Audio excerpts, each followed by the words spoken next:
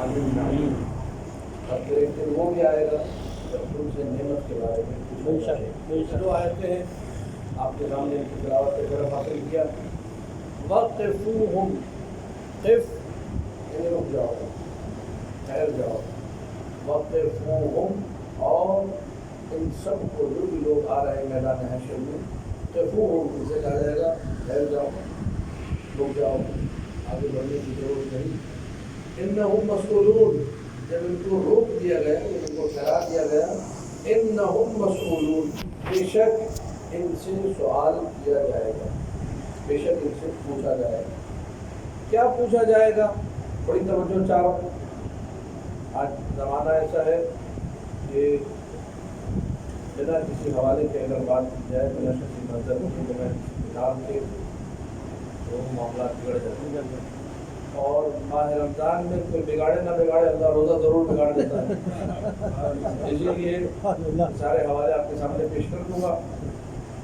علامہ حلی رحمۃ اللہ علیہ نے اپنی کتاب نہج الحق و کشف الصدق، ایک مشہور اور کتاب علم کلام، وہاں پہ مولائے متقیان کی امامت کو ثابت کرنے کے لیے جو آیات پیش کی ہیں، اس میں ایک آیت یہ آیت ہے وقفوہم انہم مسئولون، تاکہ اس آیت سے امامت سے علی بن ابی طالب ثابت ہوتی ہے. پوری توجہ کیجیے گا، کیونکہ کسی کے سامنے بات کر دینا آسان ہوتا ہے، نبھانا بڑا مشکل ہوتا ہے. اس کو اینڈ تک لے کے جانا ایک پروسیس کے تھرو، یہ بڑا مشکل کام ہے. دعویٰ کر دیا، بوڑھی عورتیں گھروں میں بیٹھ کے صبح شام دعوے کرتی ہیں، ثابت کرنا مشکل کام ہے. ثابت کرنے کے لیے کتاب چاہیے، ثابت کرنے کے لیے حوالہ چاہیے. علامہ حلی نے اپنی کتاب نہج الحق و کشف الصدق میں دعویٰ کیا کہ قرآن کی 74 کے قریب آیتیں ہیں جو علی کی امامت پر دلالت کرتی ہیں. ہم لوگوں کو جو شیعان حیدر کرارے بعض اوقات مشکل سے ایک دو آیتیں بھی ڈھنگ سے نہیں ملتی، اور علامہ حلی کہہ رہے 74 آیتیں ہیں جو امامت سے علی پر دلالت کرتی ہیں.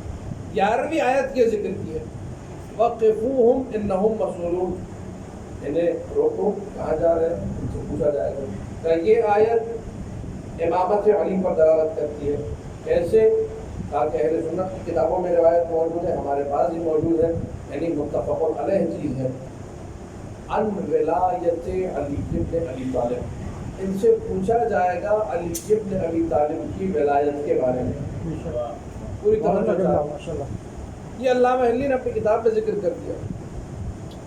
ایک بڑے شافعی اور مالکی اور حنفی جس مذہب کی جو چیزیں تھی، اپنے آپ کو شافعی کہتا تھا لیکن ہر مذہب سے مستقل لیے بیٹھا تھا، وہ اسے علی بن ابی طالب. فضل ابن روزبہان، اس نے علامہ حلی کا رد لکھا، پوری کتاب کا رد. تاکہ علامہ حلی کی جو ہے کتاب ساری کی ساری فضول ہے، اور ابطال و نہج الباطل اس کا نام رکھا. نہج الحق رکھا تھا نام علامہ حلی نے، اس نے نام رکھا نہج الباطل کو میں مزید باطل کرنے جا رہا ہوں. پوری کتاب میں اس میں پوری توجہ چاہوں گا. دیکھیے علامہ حلی نے کیا کہا، یہ آیت وقفوہم انہم مسئولون امامت علی پر دلالت کرتی ہے. فضل ابن روزبہان جو دشمن ہے وہاں کے کہہ رہے کیسے دلالت کرتی ہے بھائی؟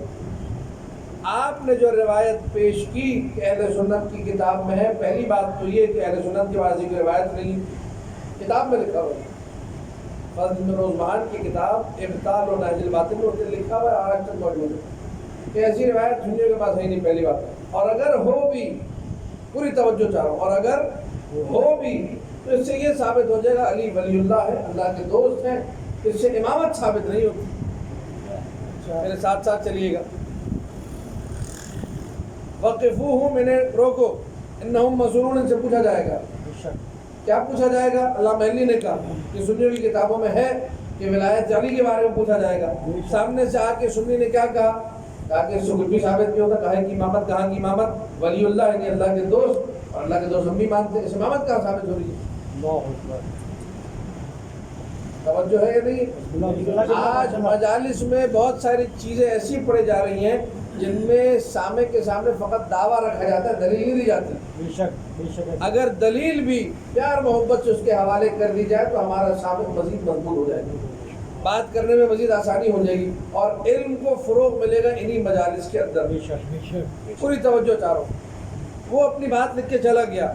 اچھا اب توجہ چاہ رہا ہوں, ہمارے علماء نے فضل بن روزبہان کی کتاب کے خوب جوابات لکھے. احقاق الحق جو کتاب لکھی ہے قاضی نور اللہ شوستری نے, وہ اسی فضل بن روزبہان کا جواب ہے. علامہ ہلی کو سپورٹ کرتے ہوئے, فضل بن روزبہان کا جواب دیتے ہوئے. شیخ حسن مظفر نے کتاب لکھی دلائل الصدق, علامہ ہلی کو سپورٹ کرتے ہوئے, فضل بن روزبہان کا جواب دیتے ہوئے. پوری توجہ چاہ رہا ہوں. دلائل الصدق کے جملے ہیں. جب آپ نے اپنی کتاب میں یہ لکھا کہ سنی بازی کو روایت ہے ہی نہیں, اس کا مطلب ہے شیعہ جھوٹ ہو گئے. پوری توجہ چاہ رہا ہوں. علامہ ہلی نے کہا تھا نا کہ سنیوں کی کتابوں میں ہے, اس کا مطلب آپ جو کہہ رہے ہیں کہ سنی بازی کو روایت ہے ہی نہیں, تو مطلب آپ نے شیعہ عالم کا الزام لگا دیا وہ جھوٹ بول رہے. اور یہ آج تک ہو رہا ہے. آپ ٹی وی پر دیکھیے, ادھر ادھر دیکھیے, مجالس میں دیکھیے, شیعہ عالم پڑھتا سنی کہتا ہے ہی نہیں. دلائل الصدق میں شیخ حسن مظفر نے پہلا کام یہ کیا کہ جاؤ پڑھو اپنی سوائق محرقہ. اس میں ابن حجر عسقلانی نے لکھا ہے کہ وقفوہم انہم مسئولون یعنی عن ولایت علی ابن ابی طالب. جاؤ پڑھو حافظ سلیمان القندوزی الحنفی کی ینابیع المودہ, اس میں لکھا ہے وقفوہم انہم مسئولون یعنی عن ولایت علی ابن ابی طالب. جاؤ پڑھو اپنی مناقب ابو المؤید خوارزمی جو حنفی عالم ہے, اس نے لکھا ہے وقفوہم انہم مسئولون یعنی عن ولایت علی ابن ابی طالب. تو 3 کتابیں بتا دی, اور بھی بہت ساری ہیں.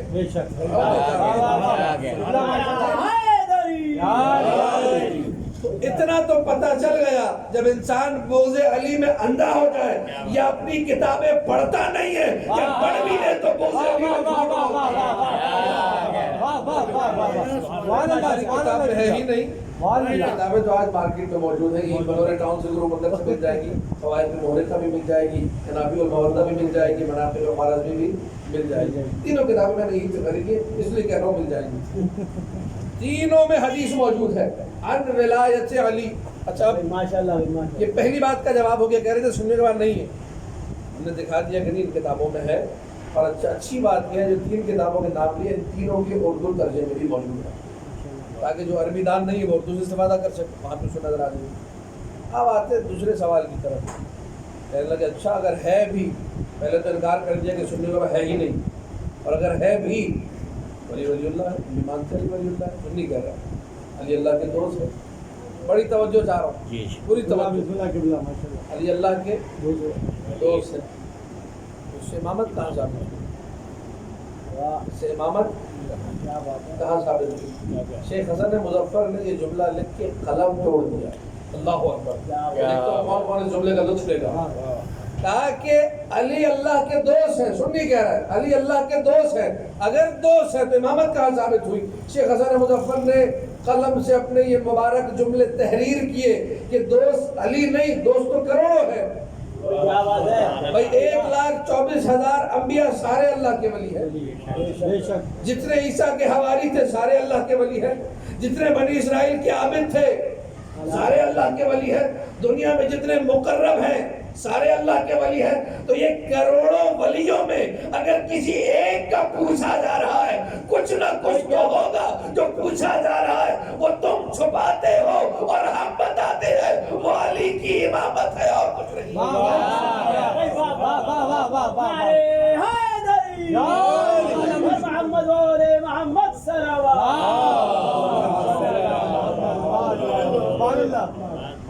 اللہ تو کروڑوں ہے. آپ کو عوالم خلق ہوئے, ہر عالم میں اللہ کے ولی موجود ہے, لیکن ساری کائنات سے پوچھا ایک ولی کے بارے میں جا رہا ہے.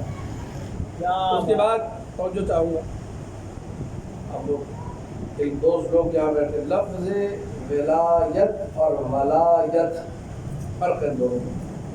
ایک میں واو پہ زیر ہے, ایک میں واو پہ زبر ہے. اور اس زبر زیر سے فرق آ جاتا ہے. اگر واو پہ زبر لگا دیا تو مانا ہے محبت. اللہم والے من والاہم, وعاد موالات یعنی دوستی, اسی سے لفظ والے نکلا ہے. حالات تو انہیں دوست رکھ جو انہیں دوست رکھے, تو ان سے محبت کر جو ان سے محبت کرے. نبی نے بی بی کے دروازے میں دعا مانگی, سب کو یاد ہے, اللہم والے وہ والے اسی ولایت سے نکلا ہے محبت. اور ایک ہے ولایت. ولایت یعنی تصرف فی الامر. ولایت یعنی معاملات کو لے کر چلنا. ولایت یعنی کائنات کی باغ دوڑ کو اپنی مٹھی میں رکھنا. یہ ولایت ہے جو امامت پر دلالت کرتی ہے. اب مسئلہ یہ ہے کہ لفظ ہے واو لام الف یہ گولتے. اب راوی نے کیا پڑھا ہمیں نہیں معلوم اور سنا کیا تھا ہمیں نہیں معلوم. ہو سکتا ہے ولایت پڑھنے والے نے پڑھا ہو, سننے والے نے ولایت سنا ہو سکتا ہے مولا نے ولایت کہا ہو اس نے ولایت سنا ہو سکتا ہے ولایت کہا ہو اس نے ولایت سنا ہو سکتا ہے نہیں ہو سکتا. بہرحال ہمارے علماء نے یہ لکھا انہم مسئولون عن ولایت علی, نہ کہ ولایت. محبت کے بارے میں نہیں, ولایت کے بارے میں پوچھا جائے گا کہ نبی نے ایک کو خلیفہ بنایا تھا.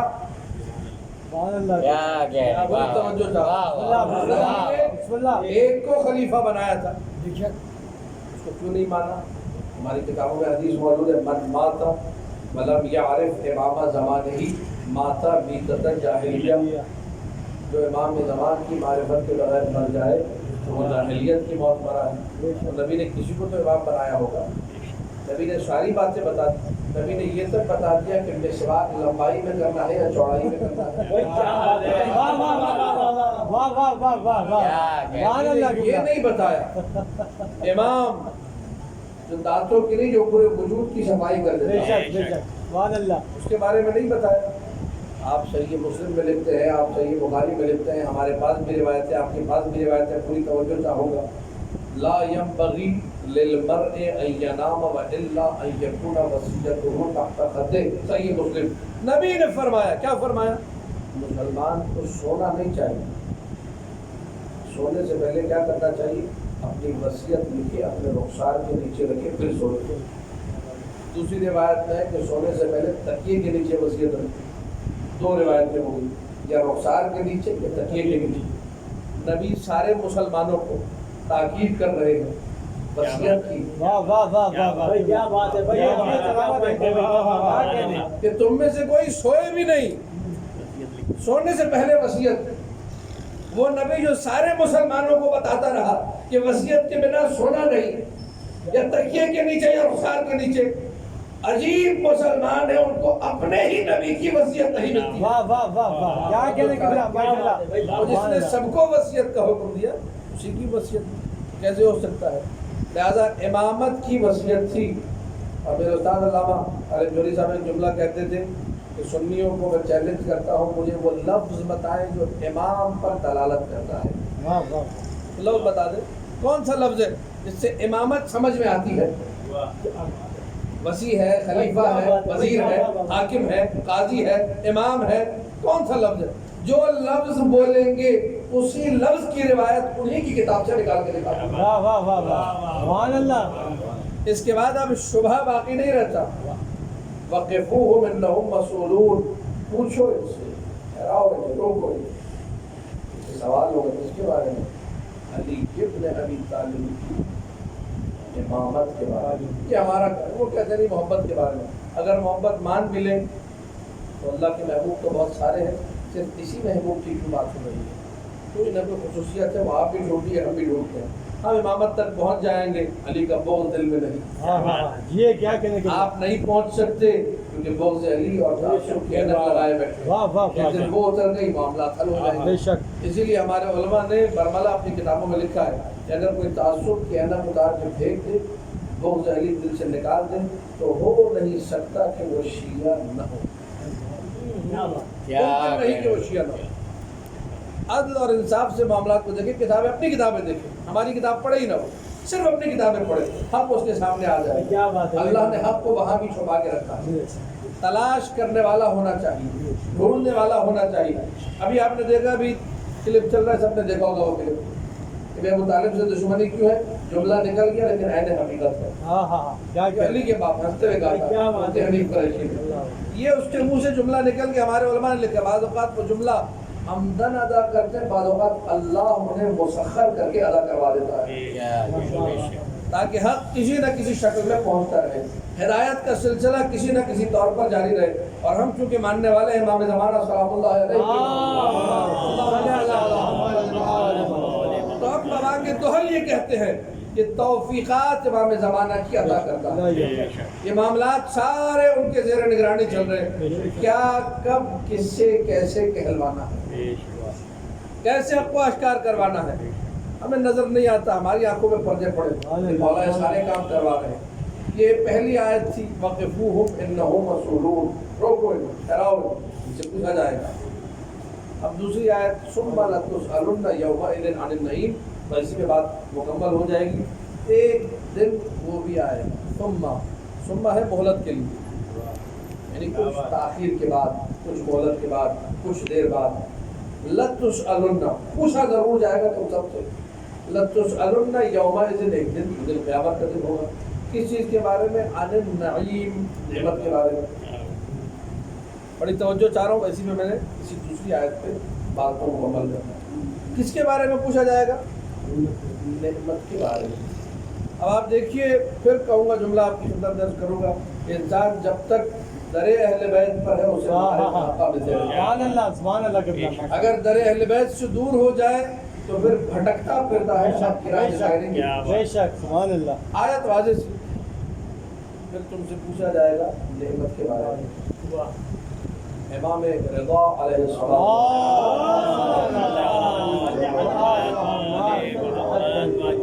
ایک لفظ پر توجہ چاہوں گا. میں روزے سے ہوں, آپ بھی روزے سے ہیں. روزے میں کوئی ایسی چیز پڑھنا جو دیکھی نہ ہو, نسبت دے دینا. پہلے بات ڈھنگ کی کیوں نہ ہو, لیکن اگر آپ نے اپنی طرف سے ٹھوکا ہے تو روزہ باطل ہے. جھوٹ شماروں کا شریک مسئلہ ہے. بھلے صحیح بات ہے. اگر میں روزے میں یہ کہوں کہ مولا امام رضا نے فرمایا کاشف دے دی, بہترین سوز خانے, روزہ باطل ہے. حالانکہ بہترین سوز خانے ہے, لیکن چونکہ نسبت مولا کی دے دی میں روزہ باطل ہو جائے گا.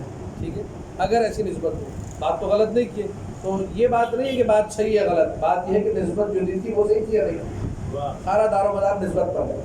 تو میں حدیث پڑھ رہا ہوں, کتاب دیکھ کر سفینۃ البحار شیخ عباس القمی کی, بحار الانوار علامہ مجلسی رحمۃ اللہ علیہ, اس میں روایت موجود ہے کہ کچھ لوگ آئے امام رضا علیہ السلام.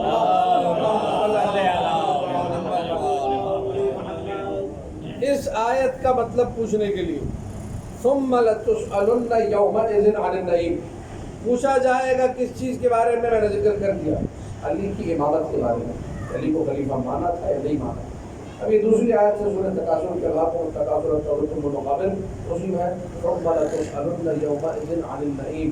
پھر ایک وقت کیا ہے پوچھا جائے گا نعیم کے بارے میں. یہ آیت کیا کہہ رہی ہے؟ کیا یہ بتاؤ تمہارے فقہا کیا کہتے ہیں, تمہارے فقہا کیا کہتے ہیں.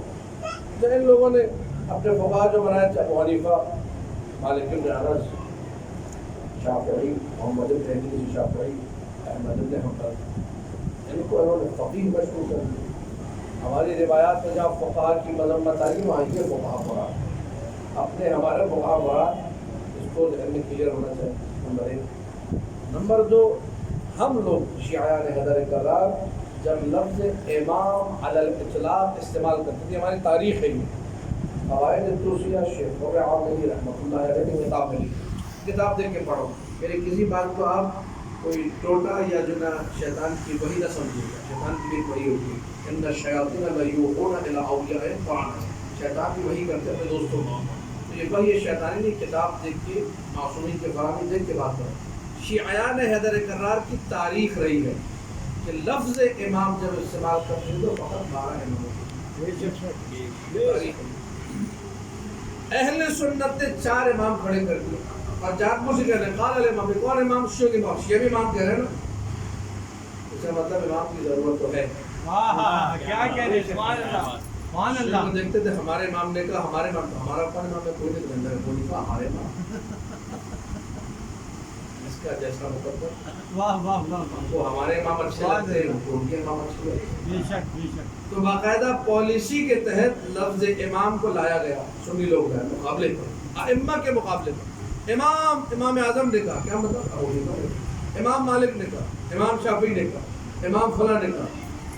اب مولا پوچھے تمہارے فقہا کیا کہتے ہیں, تمہارے جو ائمہ ہیں جن کو تم امام سمجھتے ہو کیا کہتے ہیں؟ ابو حنیفہ کا قول توجہ. اچھا ابو حنیفہ کا قول بھی دیکھ کے پڑھ رہا ہوں.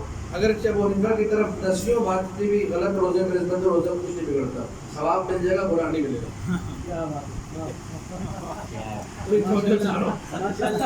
یہ بھی کتاب دیکھ کے پڑھو کہ ابو حنیفہ نے کیا کہا. ابو حنیفہ یہ کہتے ہیں, کیا کہتے ہیں, پوری توجہ. ان اللہ لیسأل عن عباده یوم القیامت عن الماء البارد وعن الطعام الذی وعن الفواکہ. اللہ اپنے بندوں سے سوال کرے گا ٹھنڈے پانی کے بارے میں. ٹھنڈا پانی پئیں گے افطار میں انجوائے کریں گے, اللہ پوچھے گا ٹھنڈے پانی کا جواب دو. پوری توجہ چاہ رہا ہوں. سبحان اللہ قبلہ. اچھی نیند, لمبی تان کے سوئے تھے, جواب دو. بہترین ٹیسٹی کھانے کھائے تو جواب دو. پھل تربوز بہترین آئٹم آج کرے, تربوز کھائے تو جواب دو. قول ہے حضرت امام اعظم ابو حنیفہ کا. ٹھیک, مولا نے توجہ چاہا, مولا نے جب یہ سن لیا تو توجہ فرمائیے, لفظ لفظ روایت کا ہے. امام معصوم کا جملہ سفینۃ البحار کتاب کا حوالہ. ان الامتنان بالانعام قبیح عند المخلوقین فکیف یضاف الی الخالق. کسی کو کھلا کر جتانا تم برا سمجھتے ہو, اللہ کیسے یہ کر سکتا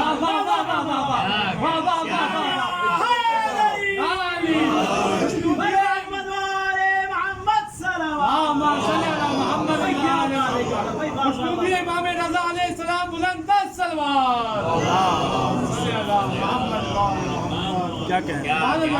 جب مولا کی مجلس میں, لیکن کاشف ظہیر صاحب کے مہمان ہیں. اب افطار کا جو اہتمام ہوگا, یہ پانی پلائیں گے, کچھ بھی کھلایا تھا, میں نے تمہیں پانی پلایا تھا, تو آپ انہیں اچھا سمجھیں گے یا برا؟ اچھا کوئی بھی سمجھے, بولیں گے یار پانی بھی یاد رکھا ہو, تربوز بھی یاد رکھا ہو, کھجور مثلا یاد رکھے.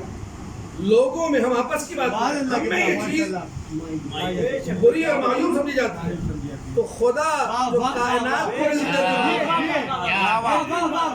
کائنات کا رازق ہے, مجھ سے پوچھے گا ایک گلاس پانی کے بارے میں, کھجوروں کے بارے میں, نیند کے بارے میں, اچھے کھانے کے بارے میں. یہ ہو ہی نہیں سکتا. اس کے بعد مولا نے کہا ثم لتسألن یومئذ عن النعیم. یہ نعیم ولایت علی ابن ابی طالب, محبت سے امیر کائنات علی ابن ابی طالب علیہ السلام.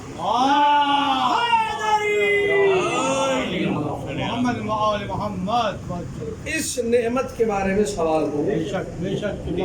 پوری توجہ کا آخری جملہ, مجلس تمام تر جملے مسائل. نعمت کہتے کسے ہے؟ یہ آخری جملہ 20 منٹ ہو. نعمت کہتے کسے ہے؟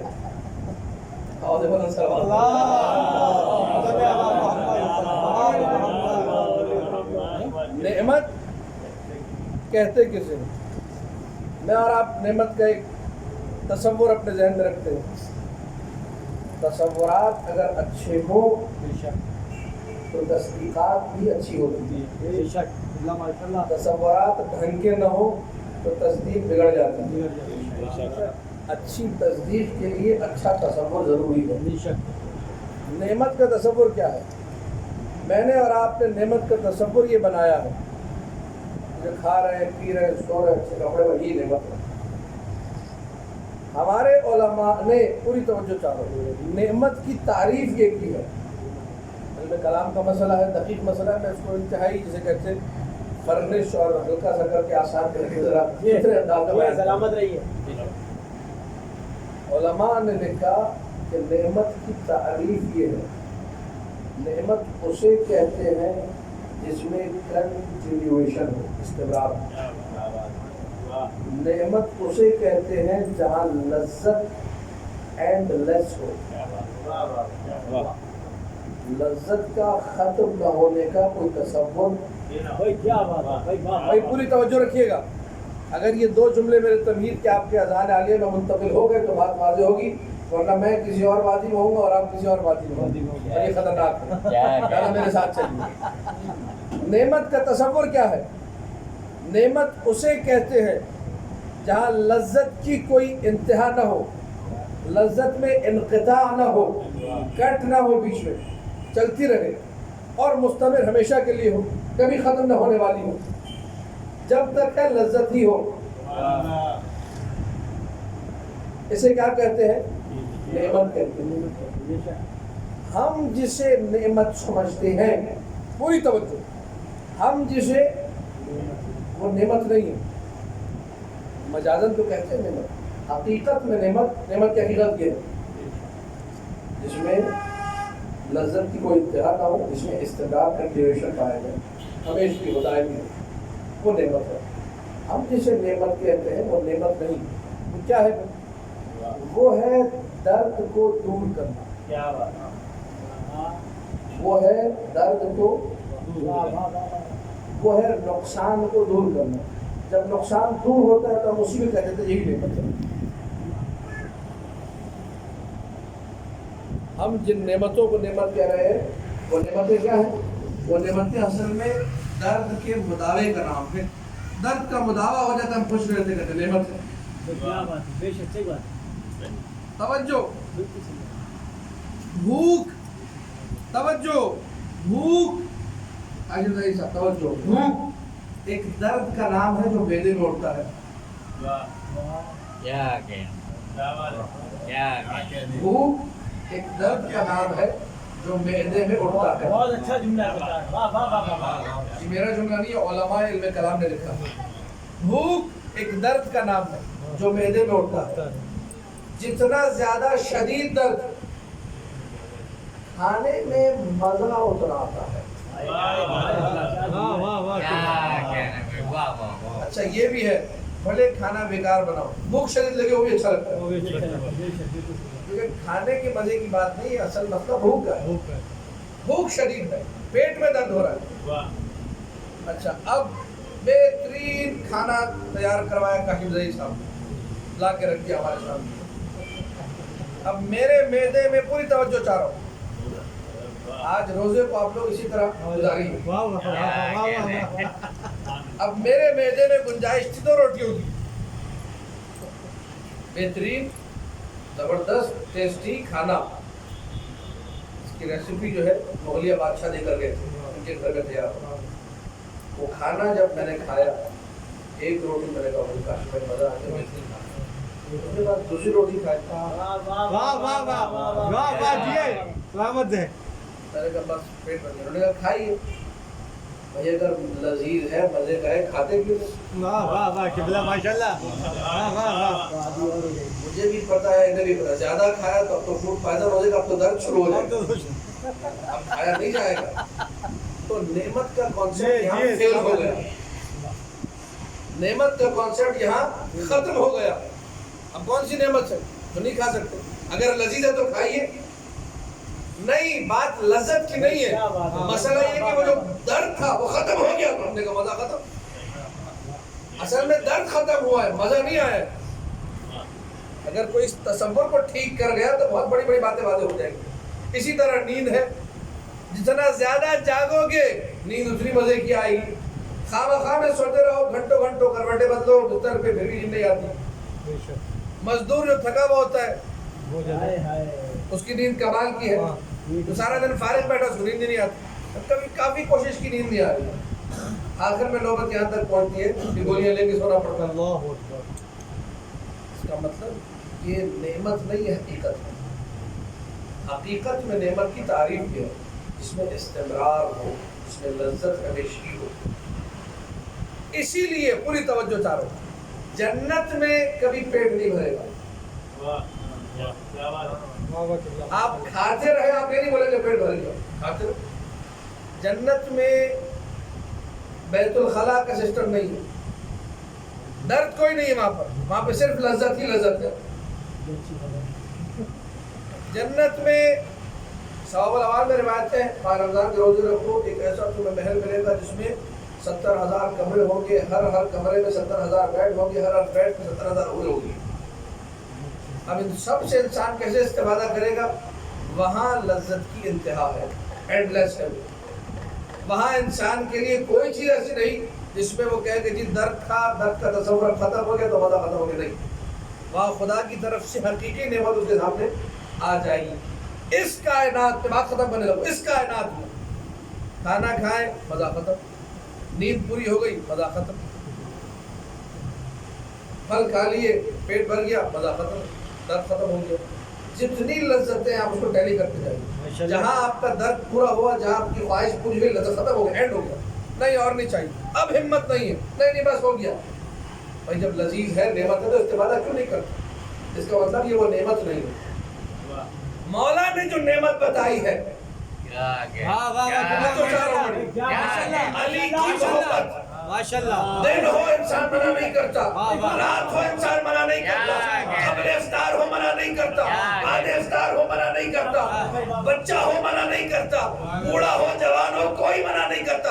ساری زندگی بال سفید ہو گئے علی علی کرتے ہوئے، ارے تھکے نہیں، جتنے دن باقی ہے پھر بھی علی علی کرتا۔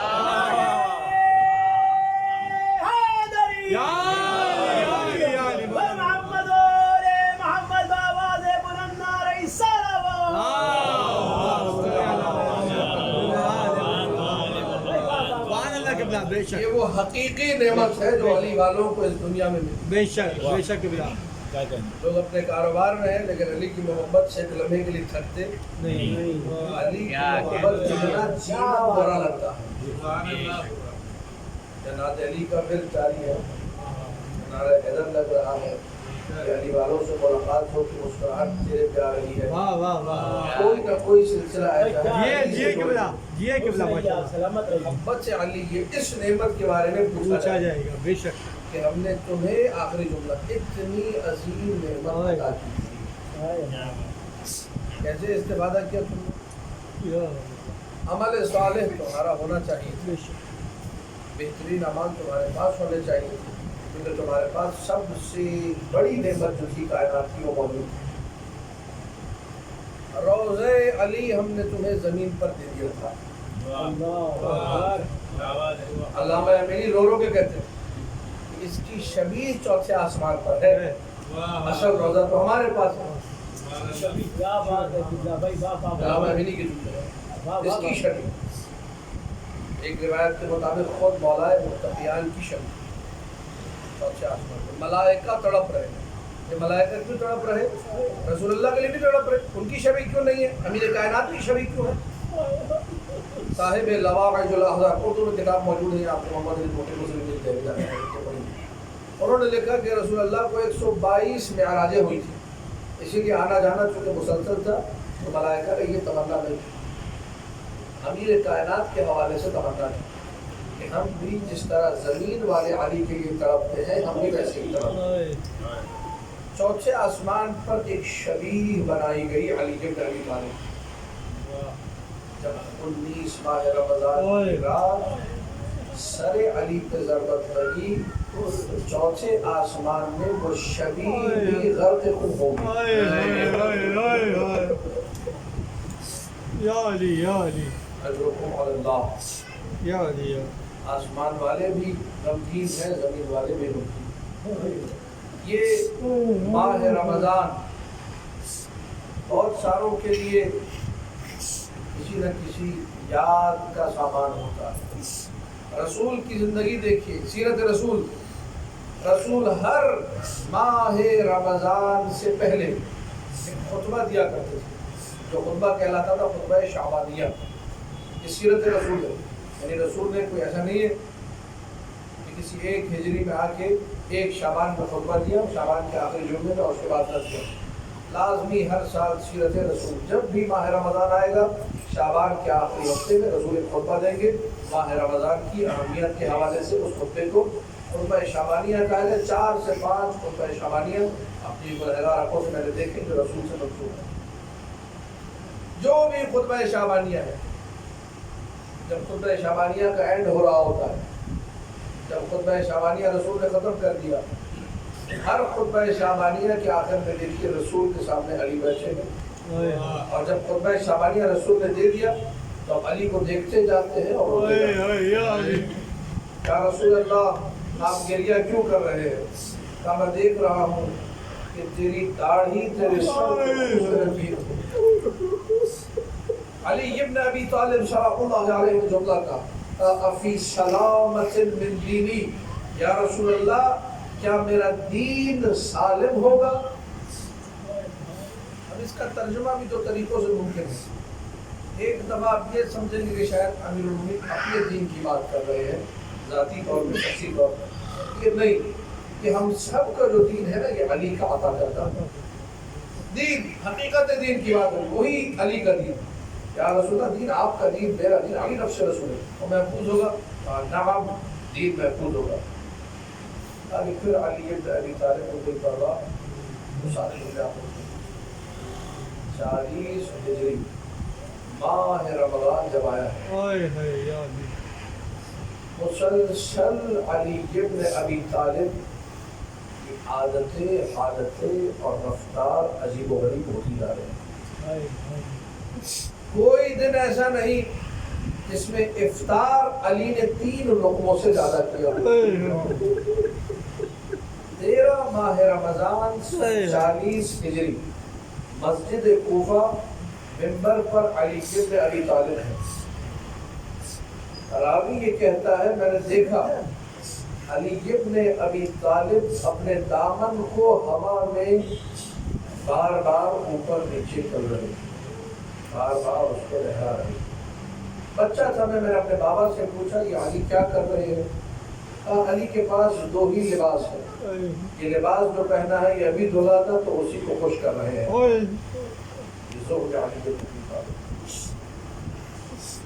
ابھی علی کا خطبہ ختم ہوا تھا، اپنے بیٹے حسن کی طرف رخ کر کے پوچھا حسن بیٹے رمضان کے کتنے دن گزر گئے؟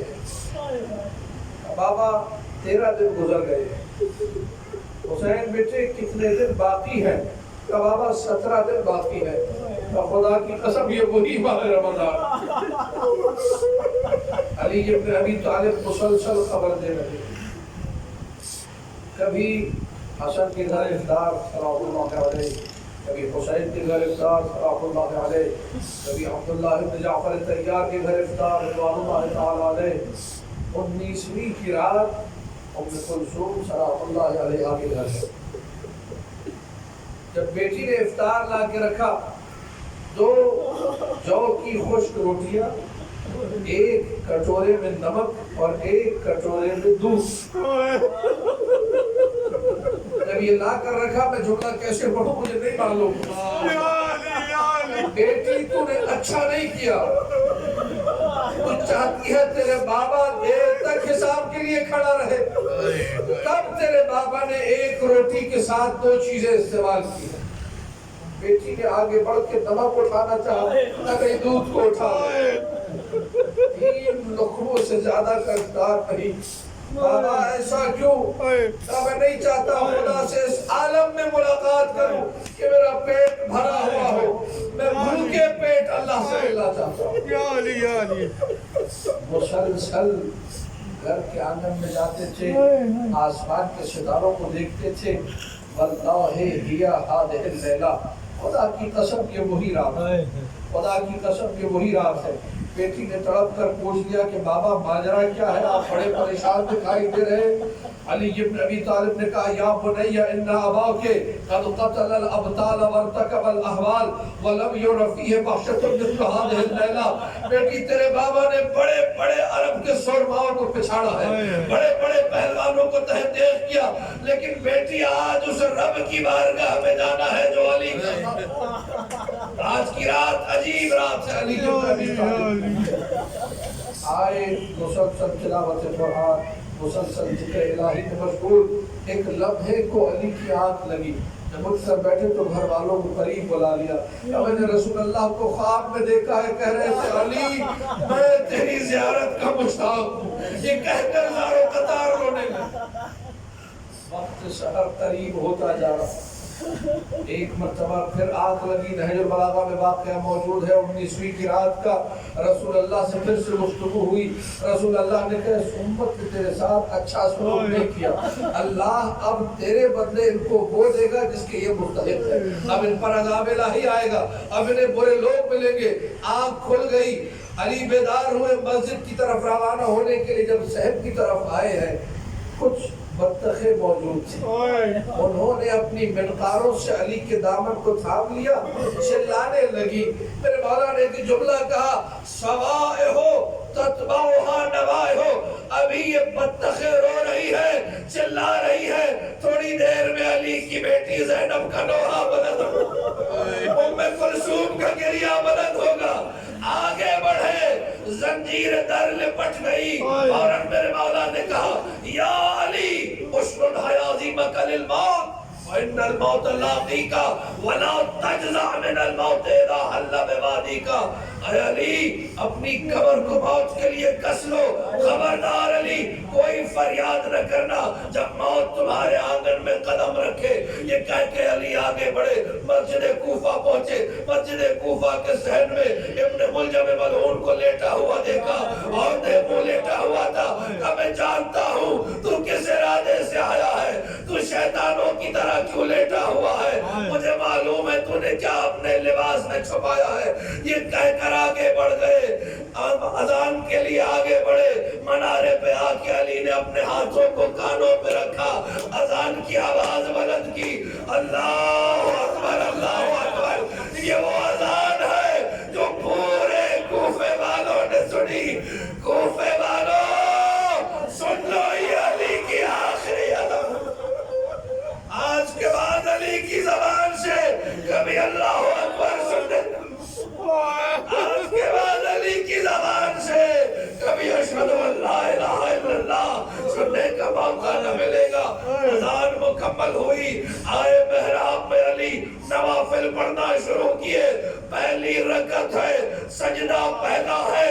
عزاداروں بڑی توجہ چاہوں گا, شیخ جعفر شوستری کا جملہ ہے کہ جب ملعون آگے بڑا تلوار لے کر, اٹھتا ہوا سر تھا, سر اٹھ رہا تھا, تلوار پڑ رہی تھی. جدھر عامر ابن عبد خود نے زخم مارا تھا تلوار کا, اسی مقام پر تلوار پڑی. ادھر تلوار پڑی, یہاں فرق علی خونی ہوا, وہاں شبیہ علی خونی ہوئی. علی کی شبیہ کو جب خون میں غرقہ دیکھا, جبرائیل کی آواز بلند ہوئی, تحدمت واللہ ارکان الہدی, قتل ابن عم المصطفیٰ, قتل الوصی المجتبی, قتل علی المرتضی. کوفہ میں زلزلہ آیا, زینب ام کلثوم کی صدا بلند ہوئی, وابتا والیا. حسن و حسین دوڑے, وا سیدہ والیا وا محمدہ. یہ آوازیں بلند تھی, کوفہ میں قیامت کا سما تھا.